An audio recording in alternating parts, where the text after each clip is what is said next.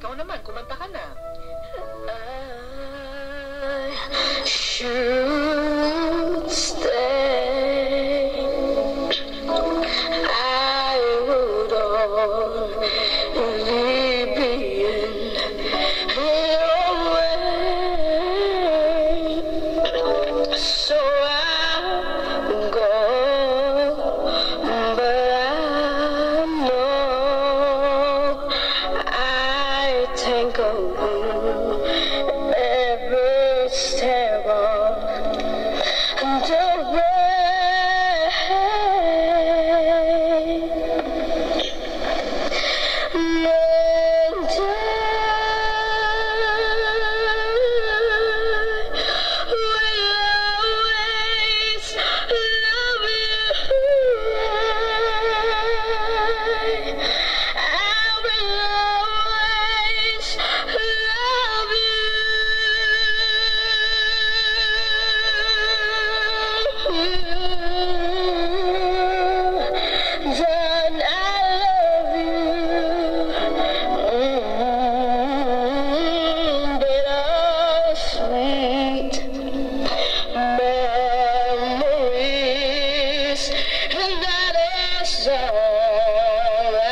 Taking with me,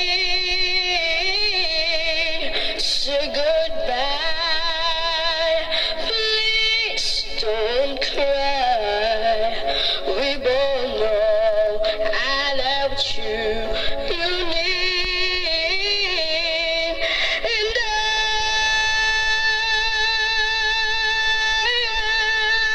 will always love you.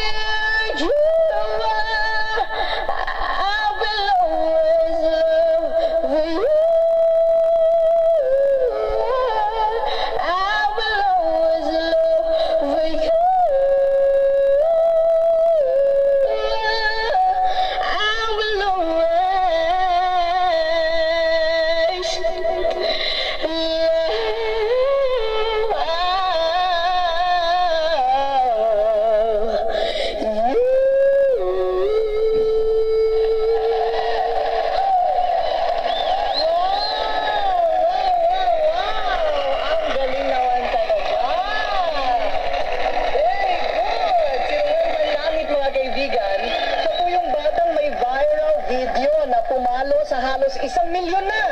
O pagkatapos po nito, talagang mag-milyon-milyon na po ito. Ano po? Ang galing-galing mo naman. Well, sino nagturo sa'yo? Kaka-practice lang ba yan? Kaka-practice? Siguro naman nagpa-practice ka. Saan ka nagpa-practice? Alam ba sa bahay ba parati kang kumakanta? Videoke po. Sa videoke. Alam ba ninyo ng Roger na laman ng videoke yung anak ninyo? Hindi nyo alam? Hindi rin, nagtaka na lang ako. Ganun nga. Sanay na lang siya sige, kanta-kanta sa mga ganun. Ganon? Pinabayaan ko na lang, yan ang nahiligan niya. Hindi ko nga sukat akalain na ganun ang... Ganyang kagaling? Kagaling. Kailan nyo na-discover? Nung ano pa siya, nasa 10 years. Kanta-kanta niya. Kanino nagmana? Si Mrs. ba? Mahilig kumanta? Walang alam. Ay, walang-wala. Walang-wala, ha? O, kayo naman po, Mang Roger. It's your turn. Ninenervyos. Okay. Talong-talo po eh. Talong-talo ka talaga. Talong-talo nito. Kahit siguro si Whitney Houston, Diyos ko talagang magigising sa pagkakahimlay sa sementeryo. Pag narinig talaga itong si Ruel. Ruel, isa pa, pwede? Ha? Sa pagbabalik natin, ha? Bago tayo magtapos, alright? Okay.